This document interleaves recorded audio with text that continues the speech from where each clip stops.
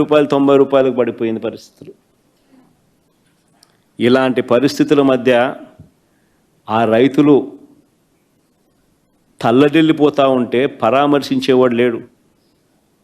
వారికి సంఘీభావం తెలుపుతూ ఆ కార్యక్రమానికి నేను అటెండ్ అయితే 40-50 వేల మంది రైతులు సంఘీభావంగా వచ్చినారు. వారి సమస్యకు తోడుగా నేను వచ్చినందుకు వారు కూడా సంఘీభావంగా రాష్ట్ర ప్రభుత్వం దృష్టికి ఈ సమస్య తీసుకొచ్చేదానికోసం, వారు పడతా ఉన్న బాధను చూపడం కోసం 40-50 వేల మంది ఏకంగా కార్యక్రమంలోకి వస్తే చంద్రబాబు నాయుడు గారు 40 మందితో, ఆ 40 మందికి మళ్ళీ సెక్యూరిటీ 200 మంది పోలీసులతో వీళ్ళ మీద రాళ్ళు వేపించి దీనిని టాపిక్ డైవర్ట్ చేయడానికి కోసం చంద్రబాబు నాయుడు ప్రయత్నం చేస్తాడు. అక్కడికి రైతులు ఇంకా సంయమనంతో వ్యవహరించారు. రైతులు అక్కడికి కూడా సంయమనంతో వ్యవహరించి ఎటువంటి ప్రతిచర్యకు దిగల. అయినా నేను అడుగుతా ఉన్నా, ఈ 50,000 మంది ఆ 40 మంది మీద పడినింటే వాళ్ళు బతికే వాళ్ళ అని, నిజంగానే వీళ్ళకి ప్రతిచర్య దిగింటే. వీళ్ళు సంయమనం పాటించినారు కాబట్టి ఎటువంటి చర్య జరగల. అయినా ఆ తర్వాత మొత్తం 3 కేసులు పెట్టినారు. పొగాకు రైతులకు సంఘీభావం తెలపడానికి జగన్ పోతే 3 కేసులు, 15 మంది రైతులను అరెస్ట్ చేసి జైలుకు పంపినారు. 15 మంది రైతులను అరెస్ట్ చేసినారు.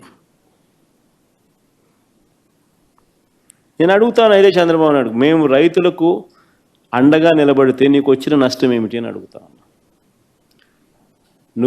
నీ ప్రభుత్వంగా నువ్వు చేయాల్సింది ఏమిటి?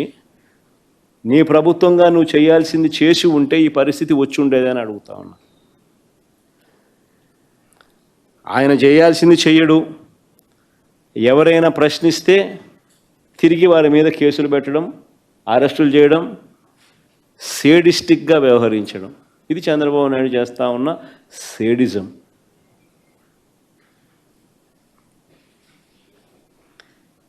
గత ఏడాది పోలీసులు వేధింపులకు గురై ఆత్మహత్య చేసుకున్న మా పార్టీ నాయకుడు కుటుంబాన్ని పరామర్శించేందుకు జూన్ 18వ తారీఖున పల్నాడు జిల్లా సత్తెనపల్లి నియోజకవర్గంలోకి రెంటపాల గ్రామానికి నేను వెళ్ళా. ఆ ప్రోగ్రాంకు చంద్రబాబు నాయుడు గారు చేసిన రభస అంతా ఇంత కాదు. నాకు ఆశ్చర్యం అనిపించింది అసలు చంద్రబాబు నాయుడు గారిని చూసినప్పుడు, ఆలోచనలు చేసి చూసినప్పుడు. నా కార్యక్రమానికి ఎవరిని రాకుండా అడ్డుకునే ప్రయత్నం, ఆశ్చర్యం అనిపించింది. వస్తే ఈయనకి బాధ ఏమిటి అని. ఈయన కార్యక్రమాలకు మనుషులు ఎవరు రాకపోతే అది ఆయన బాధ. ఎందుకు మనుషులు ఆయన కార్యక్రమానికి రావడం లేదంటే దానికి కారణం ఆయన చేసిన మంచి ఏది లేదు కాబట్టి. దాన్ని సరిదిద్దుకోకుండా ఆయనకు వ్యతిరేకత చూపిస్తూ, ఆయన మీద వ్యతిరేకత కనిపిస్తూ వేల మంది ఇటువైపున కార్యక్రమాలకు అటెండ్ అవుతా అంటే ఈయనకేం బాధ అని అడుగుతా ఉన్నా.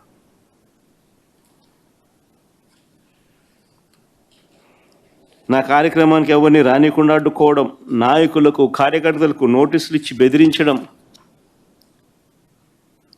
పోలీస్ స్టేషన్లలోనే ఇళ్లల్లోనే నిర్బంధించేట్టుగా చెక్ పోస్టులు పెట్టడం, లాఠీ ఛార్జీలు చేయించడం. సత్తెనపల్లిలో పొద్దున్నే టౌన్లో లాఠీ ఛార్జ్, పొద్దున్నే భయం పెట్టేందుకు. నేను రాకమునిపే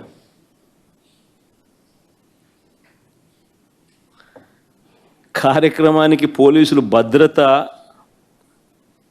కల్పించాల్సింది పోయి పోలీసులు నాకు భద్రత కల్పించడం కోసం లేరు అక్కడ.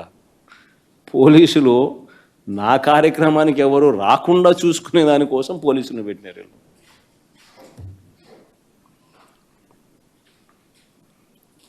ఆశ్చర్యం కలిగించే విషయం. తర్వాత 5 కేసులు నమోదు చేశారు ఆ కార్యక్రమం అయిపోయిన తర్వాత.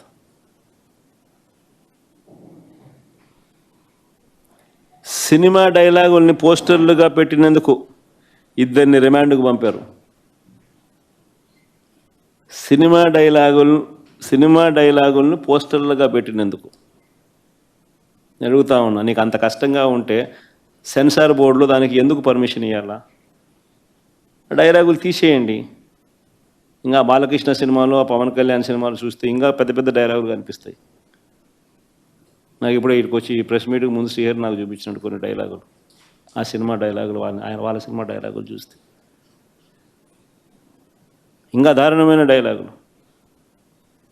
నీకు డైలాగులు నచ్చకపోతే సెన్సార్లు తీసేయండి. సెన్సార్ బోర్డు ఎందుకు పర్మిషన్? సెన్సార్ బోర్డు ఉండేది ఎందుకు? అంతేగాని ఆ సినిమా డైలాగులు, సినిమా వచ్చిన తర్వాత, రిలీజ్ అయిన తర్వాత ఆ సినిమా డైలాగులు, ఆ సినిమాలో మంచి పాటలు ఉంటే ఆ మంచి పాటలు అవన్నీ న్యాచురల్గా ప్రసిద్ధి చెందుతాయి. ఆ సినిమాలో మంచి పాట ఏదైనా ఉంటే ఆ మంచి పాట పాడినా తప్పే అంటావు. ఆ సినిమాలో ఏదైనా మంచి డైలాగులు ఏదైనా వీళ్ళకి నచ్చితే ఆ నచ్చిన డైలాగులు వీళ్ళు పోస్టర్లుగా పెట్టినా తప్పే, వీళ్ళు మాట్లాడినా తప్పే, వాళ్ళు చేసిన యాక్షన్లు వీళ్ళు చేసినా తప్పే.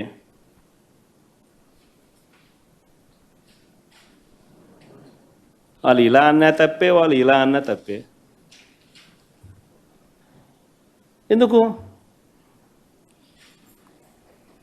మరి సినిమాలు ఎందుకు తీస్తున్నారు స్వామి మీరు? ఆపేసేయండి, మూసేయండి. ప్రజాస్వామ్యంలో ఉన్నామా లేదా అన్నది నిజంగా ఆలోచన చేసుకోవాలి మనం అంతా. ఇలాగొచ్చే నష్టపోయింది. అదే సినిమా డైలాగ్ రాసుకున్నాడు, పాట పాడితే పాడినాడు, డైలాగులు కొడితే కొట్టినాడు. ఇలాగొచ్చే నష్టమైంది అంటాను నేను. గుమ్మడికాయలు దొంగంటే భుజాలు తడుముకున్నట్టుగా ప్రతిదీ కూడా వాళ్ళు ఏమన్నా కానీ నిన్నే అన్నట్టుగా నువ్వెందుకు బాధపడతా ఉన్నావు?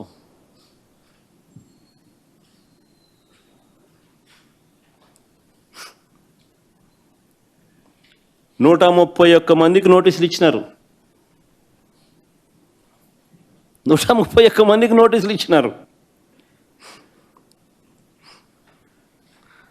సినిమా డైలాగులను పోస్టర్లుగా పెట్టినందుకు ఇద్దరిని రిమాండ్కు పంపించినారు. 131 మందికి నోటీసులు ఇచ్చినారు. చంద్రబాబు గారి పేరు ఎవరు చెప్తే వారిలో ఒక్కొక్కరిని పిలిపించుకోవడం, రోజంతా కూర్చోబెట్టుకోవడం, వేధించడం. ఛార్జ్షీట్లు గమనిస్తే అండ్ అదర్స్ అని చెప్పి ఖాళీగా వదిలిపెడతారు. అంటే వాళ్ళకి నచ్చినోని ఇన్స్టాల్మెంట్ బేసిస్ కింద ఎప్పుడు కావాలంటే అప్పుడు ఇరికిచ్చేదానికోసం. స్థానిక ఎలక్షన్లు కానీ ఇంకొక ఎలక్షన్లు కానీ వచ్చినప్పుడు వీళ్ళ అదర్స్లు అందరినీ కూడా జాయిన్ చేయించేసేస్తారు. చేయించి వీళ్ళందరినీ ఎలక్షన్ల ముందు ఎత్తడం. ఎందుకు ఇంత కుట్రలు చేస్తూ ఉండరు? ప్రజాస్వామ్యంలో మంచి చేసి ప్రజల మనసులను గెలుచుకొని పాలన చేయాలి. అది సత్తా. అలా చేసి నువ్వు ఇలా అను, అది సత్తా. అంతే తప్ప నువ్వు అన్యాయమైన పాలన చేస్తూ నిన్ను ఎవడైనా ప్రశ్నిస్తే ఆడిట్టన్నాడు, వీళ్ళిట్టన్నారు, వాళ్ళు అట్ట మాట్లాడారు, ఇట్ట మాట్లాడాడు అని చెప్పి తోసేయడం, స్టేషన్లో పెట్టడం. ఏమిటి ఇది?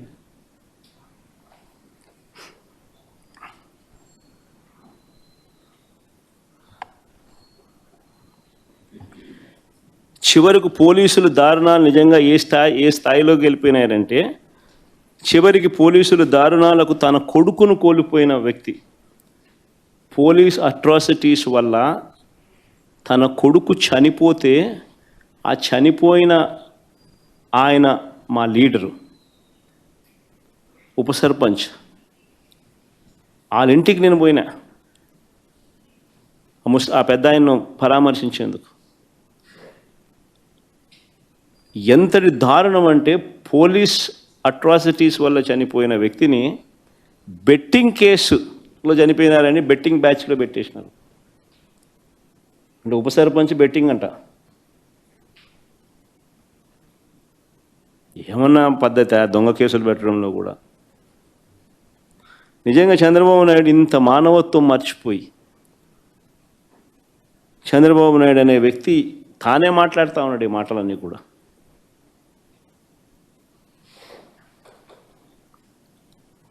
మరో ఉదాహరణ, ధరలు లేక తీవ్ర కష్టాల్లో మామిడి